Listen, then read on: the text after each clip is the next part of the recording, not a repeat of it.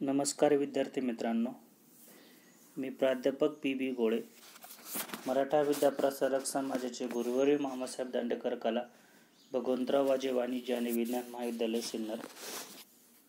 विपणन व्यवस्थापन पेपर क्रमांक 2, प्रकरण क्रमांक 3, विपणन संघटन या प्रकरणाचा आपण अभ्यास करत आहोत.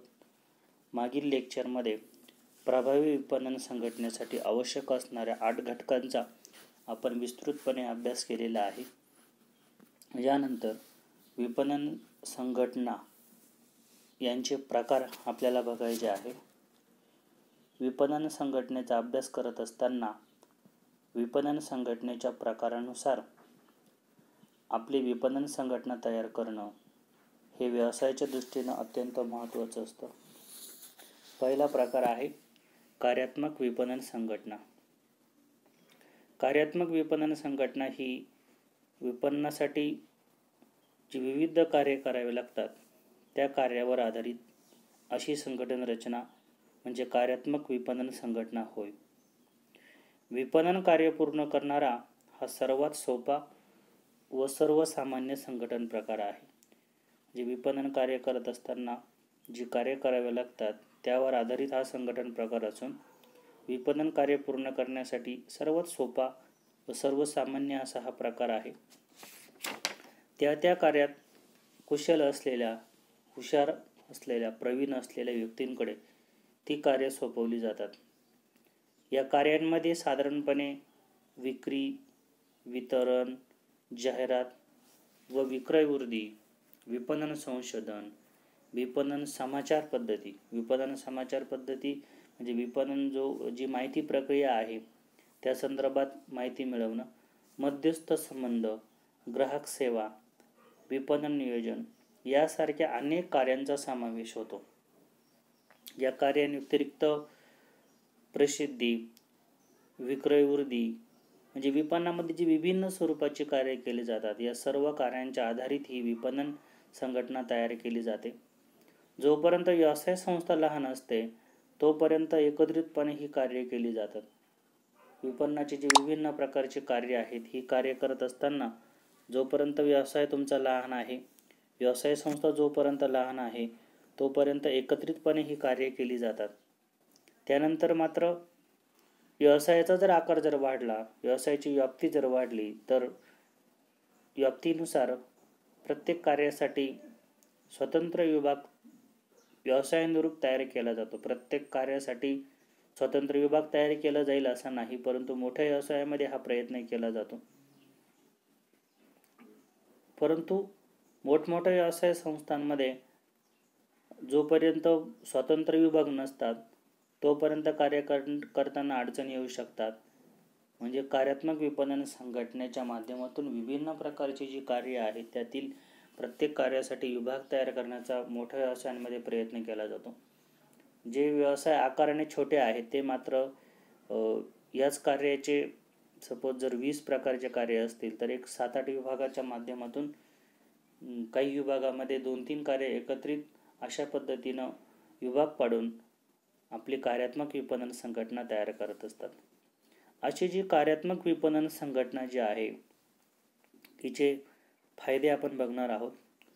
पहिला फायदा आहे सर्व कार्य स्वतंत्र व्यवस्थापकाकडून नियंत्रित होत असल्याने ती पूर्ण क्षमतेने पार पाडली जातात. आपण विपणन संघटनेच्या माध्यमातून जे काही आपण कार्यात्मक विपणन संघटना किंवा याला आपण कार्यकारी विपणन संघटना असं आपण म्हणतो, यामध्ये काय केलं जातं की जी विभिन्न प्रकारची कार्य आहे, विशेषतः विक्री, वितरण, जाहिरात, विक्रयवृद्धी, विपणन संशोधन, विपणन समाचार पद्धत, ग्राहक सेवा, विपणन नियोजन ही जी महत्त्वाची कार्य आहेत यांचे स्वतंत्र विभाग तयार केले जातात.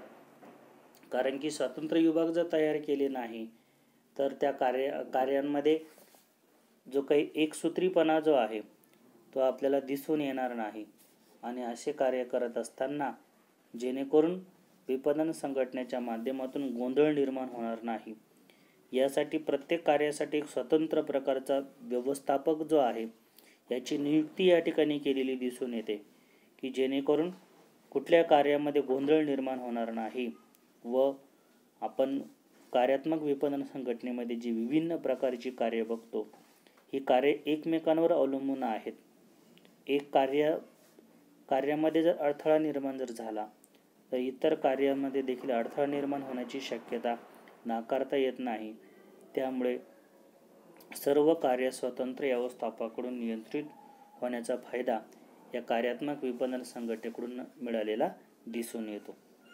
दुसरा फायदा आहे संघटनेत लवचिकता राहते. लवचिकता याचा अर्थ बदल, पाहिजे त्यावेळेस बदल करता येतो, की जेणेकरून आपण बघतो की साचात्मक जर कार्यरचना जर असेल तर त्या साच्याच्या बाहेर जाता येत नाही. या सर्व कार्यांमध्ये नियोजन केल्यानंतर किंवा जसं आपण गृहीत धरूया की जाहिरात विभागामार्फत जाहिरात केली गेली, वस्तू विकण्याची जाहिरात केली गेली आणि त्या जाहिरातीच्या माध्यमातून एक दिवाळीचं फराळ विकणाऱ्या कंपनीनं जो काही श्रीमंत ग्राहक वर्ग आहे यांच्यासाठी एक उच्च क्वालिटीचे प्रॉडक्ट तयार केले गेले आणि अचानक श्रीमंतांनी आपला कल बदलवला मागणी संदर्भात, की जेणेकरून घरामध्ये फराळ तयार करण्यावर त्यांनी भर जर दिला तर अशा परिस्थितीमध्ये हे जे प्रॉडक्ट आहे हे मध्यमवर्गीयांना कमी किमतीमध्ये विकण्याचा प्रयत्न देखील उद्योगांच्या माध्यमातून करावा लागतो. म्हणजे आपल्याला जी काही आपले विपणन कार्य आहे यामध्ये बदल करता येतो. तिसरा फायदा आहे विपणनातील प्रत्येक कार्यास योग्य महत्त्व प्राप्त होतं. विशेषतः मोठ्या उद्योगांमध्ये स्वतंत्र विभाग प्रत्येक कार्यासाठी तयार केला गेल्यामुळे प्रत्येक कार्याला वेगळ्या प्रकारचं महत्त्व प्राप्त होतं. म्हणजे प्रत्येक प्रकारचे कार्य हे व्यवसायाच्या दृष्टीने महत्त्वाचं आहे आणि या कार्याच्या माध्यमातून मिळणारं जे फल आहे किंवा जे उद्दिष्ट आहे हे प्रभावी आहे. अशा प्रकारचं जे महत्त्व जे आहे हे विपणनाच्या प्रत्येक कार्यास या कार्यात्मक विपणन संघटनेच्या माध्यमातून प्राप्त होताना दिसून येतो. चौथा फायदा आहे विशेषीकरणाचे फायदे मिळतात. विशेषीकरणासंदर्भात आपण बऱ्याच वेळेस चर्चा केलेली आहे की विशेषीकरण याचा अर्थ व्यक्तीची जी काही आवड असेल, निवड असेल त्यानुसार त्याला कार्य सोपवलं जातं, त्या कामामध्ये तो तरबेज असतो. जेणेकरून जो काही कर्मचारी वर्ग आहे विपणन संघटनेमध्ये काम करणारा त्याची आवड जोपासण्याचा प्रयत्न या कार्यात्मक विपणन संघटनेच्या माध्यमातून केला जातो. आपल्या आवडीचं कार्य जर त्या विपणन संघटनेमध्ये काम करणाऱ्या कर्मचाऱ्याला जर मिळालं तर त्याची कार्य करण्याची जी क्षमता जी आहे ही नक्कीच वाढीस लागते व तो त्या कार्यामध्ये तरबेज होतो आणि त्यानंतर कुठलाही गोंधळ व्यवसाय संघटनेमध्ये आपल्याला निर्माण होताना दिसून येत नाही. पाचवा फायदा आहे कर्मचारी प्रशिक्षण सुलभ बनतं. प्रत्येक कार्यासाठी स्वतंत्र विभाग तयार केल्यामुळे किंवा काही विभागामध्ये 1-2 कार्य एकत्रित केल्यामुळे कर्मचाऱ्यांना काम करताना काही अडचणी निर्माण झाल्या किंवा काही त्या ठिकाणी जर अडथळे निर्माण होत राहिले तर अशा कर्मचाऱ्यांना वेळीच प्रशिक्षण देऊन त्या कर्मचाऱ्यांना त्या कामामध्ये तरबेज करण्याचा प्रयत्न या माध्यमातून आपल्याला केला गेल्याचं दिसून येतं. जेणेकरून जी कर्मचारी प्रशिक्षणची प्रक्रिया जी आहे ही सुलभ बनण्यास देखील मदत होत असते. कधीकधी व्यवसायामध्ये कर्मचाऱ्यांच्या अडचणीच लक्षात येत नाही. अशा परिस्थितीमध्ये कर्मचाऱ्यांना प्रशिक्षणाच्या माध्यमातून कार्यकुशल बनवण्याचा प्रयत्न या कार्यात्मक विपणन संघटनेच्या माध्यमातून केला गेल्याचं दिसून येतं. त्यानंतर कार्यात्मक विपणन संघटनेचे तोटे. आता यामध्ये कार्यात्मक विपणन संघटनेचे जसे फायदे आहेत तसे तोटे देखील आहेत. तोटे याचा अर्थ कार्यात्मक विपणन संघटना ही दुबळी किंवा अकार्यक्षम नाही असं नाही, तर काही गोष्टींचा त्याग या तोट्यांच्या माध्यमातून कार्यात्मक विपणन संघटनेने करावा लागतो असे म्हणता येईल. यामध्ये पहिला तोटा आहे प्रत्येक गटाला आपलीच कामे महत्त्वाची वाटून संघर्षाची स्थिती उद्भवू शकते. बरोबर आहे की नाही. प्रत्येक जो गट आहे, प्रत्येक जो विभाग आहे, प्रत्येक विभागाला आम्ही सर्वश्रेष्ठ आहोत. आता ही ॲक्च्युली ही मानसिक दुर्बलता आहे स्वतःला सर्वश्रेष्ठ मानण्याची. कोविड-19मध्ये कोणी श्रेष्ठ, कनिष्ठ, गरीब, श्रीमंत, लहान मोठा नाही हे निसर्गाने दाखवून दिलेलं आहे. त्यामुळे प्रत्येक गट जो आहे या प्रत्येकाला आपलीच कामं महत्त्वाची वाटू शकतात आणि आपलंच काम अगोदर झालं पाहिजे किंवा आपल्याच कार्यामुळे संघटनेची कार्यक्षमता उंचावलेली आहे, अशा प्रकारचा जो काही मनोदुर्बलपणा आहे हा कर्मचाऱ्यांमध्ये निर्माण होऊन संघर्ष होण्याची शक्यता नाकारता येत नाही. दुसरा तोटा आहे, एखाद्या वस्तूच्या विपणन कार्याकडे दुर्लक्ष झाल्यास त्यासाठी कोणाला जबाबदार धरता येत नाही. म्हणजे जे काही विपणनाची विभिन्न प्रकारची कार्य केली जातात त्या कार्यामध्ये विपणन संघटनेमध्ये कर्मचारी असतात. साधारणपणे एका विपणन संघटनेच्या एका गटामध्ये 8 ते 10 कर्मचारी असावात असं व्यवस्थापकांचं मत असतं, की जेणेकरून या कार्यात्मक विपणन संघटनेच्या माध्यमातून कार्य करत असताना जर त्या गटांमधून एखाद्याकडे काही चूक जर झाली तर त्यापैकी नेमकं कोणाला जबाबदार धरता यावं हे मोजमाप करणं अवघड होऊन जातं. त्यानंतर पुढचा तोटा आहे, सर्व व्यक्ती कार्यगटांचे समन्वय साधणं कठीण. अनेक विभाग आणि प्रत्येक विभागामध्ये असणारी कर्मचारी संख्या यामुळे सर्व व्यक्ती कार्यगट यामध्ये समन्वय साधणं कठीण होऊन जातं. कारण की प्रत्येकाला आमचंच कार्य सर्वश्रेष्ठ आहे असं वाटल्यामुळे एकमेकांमध्ये संवाद साधण्यासाठी किंवा समन्वय साधण्यासाठी हलगर्जीपणा होण्याची शक्यता देखील या ठिकाणी नाकारता येत नाही. चौथा तोटा आहे, विपणन कार्याची विभागणी करणे ही बाब कठीण आहे. कामात पुनरुक्ती होऊन शक्तींचा अपयोग होऊ शकतो. म्हणजे विपणन कार्याची विभागणी करत असताना ही बाब मोठी कठीण आहे की कार्यांमध्ये पुनरुक्ती होते म्हणजे काय, तेच जे कार्य जे आहे ते पुन्हा पुन्हा केली जाण्याची शक्यता जी आहे हे यामध्ये होण्याची शक्यता असते. कारण की जे काही कर्मचारी जो वर्ग जो आहे यामध्ये अनेक प्रकारचे कर्मचारी या ठिकाणी एकत्र आल्यामुळे आणि कार्याचा जो ताण आहे किंवा जी कार्य जी आहे ही मोठी असल्यामुळे एखादं कार्य हे पुन्हा होण्याची शक्यता असते. त्यामुळे कार्य वाटप करताना देखील अडचणी तयार होताना दिसून येतात. त्यानंतर पुढचा प्रकार आहे विपणन संघटनेचा भौगोलिक विपणन संघटना. या प्रकारामध्ये विपणन संघटनेतील विभाग भौगोलिक तत्वावर पाडलेले असतात. या व्यवसाय संस्थांची बाजारपेठ खूप मोठी व विस्तृत असते. अशा संस्थांना या संघटन प्रकाराचा विशेष उपयोग होतो. त्या त्या विभागातील व्यक्ती प्रमुख म्हणून नेमली जाते. त्याच्या हाताखाली विक्री पर्यवेक्षक, त्याच्या हाताखाली विक्रेते अशी संघटन रचना असते. विभागीय प्रादेशिक विक्री व्यवस्थापक सर्व विभागाच्या विपणन कार्यावर नियंत्रण ठेवतो. भौगोलिक विपणन संघटना जी आहे ही ज्या व्यवसायांची व्याप्ती खूप मोठी आहे किंवा ज्या व्यवसायांचे अनेक प्रकारचे प्रॉडक्ट आहेत त्यानुसार विपणन संघटनेची रचना यामध्ये केली जाते. त्या विभागामध्ये त्या विभागातील व्यक्ती जी आहे प्रमुख म्हणून नेमली जाते आणि त्याच्या हाताखाली विक्री पर्यवेक्षक व त्यांच्या हाताखाली विक्रेते अशी संघटन रचना आपल्याला दिसून येते.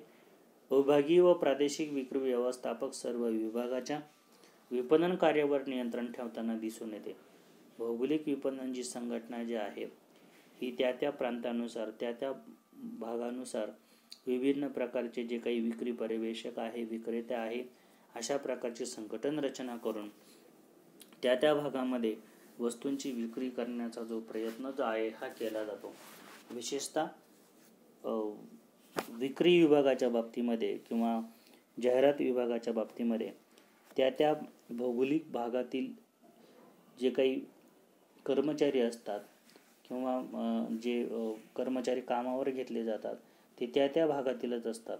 जेणेकरून तेथील जी भौगोलिक जी परिस्थिती आहे यांची माहिती ह्या कर्मचाऱ्यांना असते आणि त्यानुसार भौगोलिक भागामध्ये वस्तूंचं विपणन करणं त्यांच्या दृष्टीने अतिशय महत्त्वाचं आपल्याला दिसून येतं. त्यानंतर पुढील फायदा आहे, आपण विपणन संघटनेचे जे काही भौगोलिक विपणन संघटना आहे याचे फायदे आपण बघणार आहोत.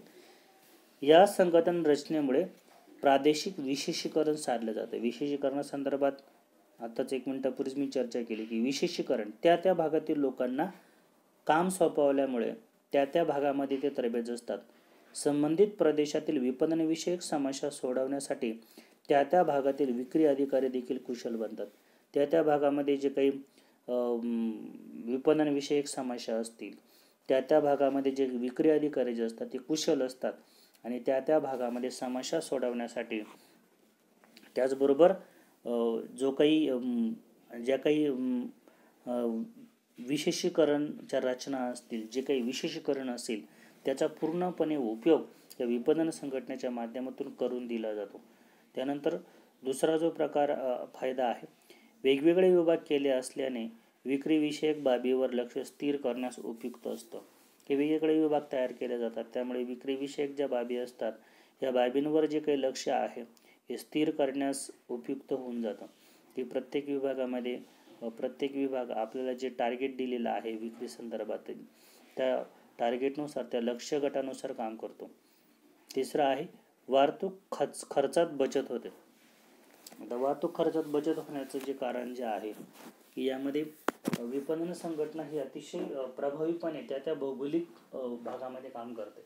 त्यामुळे वस्तूंची मागणी जी आहे ही प्रचंड प्रमाणावर वाढलेली असते आणि अशी वाढलेली मागणी असल्यामुळे एकाच वेळेस मोठ्या प्रमाणावर मागणी वाढल्यामुळे मोठ्या जी काही साधनं आहेत यामध्ये रेल्वे असेल किंवा विमान असेल या माध्यमातून एकाच वेळेस वस्तू आणि सेवा वस्तूच्या स्वरूपानुसार त्या बाजारपेठेमध्ये पोहोचवता येतो.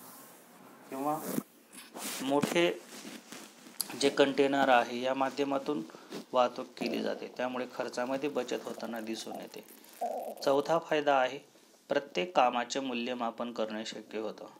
की भौगोलिक जो भाग आहे त्या भौगोलिक विभागामध्ये विपणन संघटना तयार केल्यामुळे कोणत्या भौगोलिक विभागामध्ये वस्तूची विक्री मोठ्या प्रमाणावर वाढलेली आहे किंवा वस्तू विक्रीच्या समस्या कमी आहेत यानुसार प्रत्येक विभागाचं जे कार्यमूल्यमापन आहे हे देखील यामध्ये करता येतं.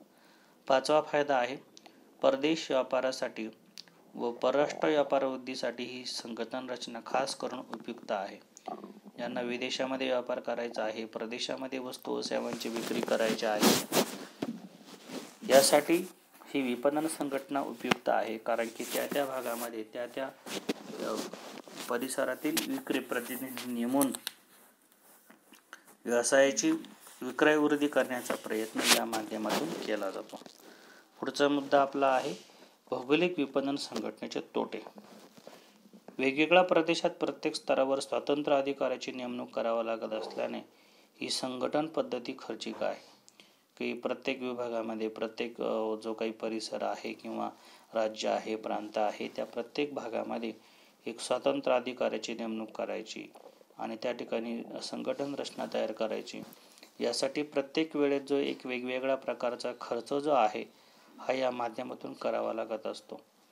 त्यानंतर दुसरा तोटा आहे संदेशवहन, नियंत्रण आणि समन्वय यात अडचणी. जर विपणन संघटना भौगोलिक आधारावर सर्वदूर जर पसरली असेल तर विशेषतः जो डोंगराळ भाग आहे या डोंगराळ भागामध्ये संदेशवहन करणं, नियंत्रण ठेवणं आणि समन्वय निर्माण करणं यामध्ये अडचणी निर्माण होऊ शकतात. त्यानंतर तिसरा तोटा आहे विशेषीकृत कामाची पुनरावृत्ती होण्याची शक्यता. जे काही कामं आहेत विशेषीकरणाच्या माध्यमातून त्या कर्मचाऱ्यांना सोपवलेली आहे तीच कामं पुन्हा होण्याची शक्यता असते.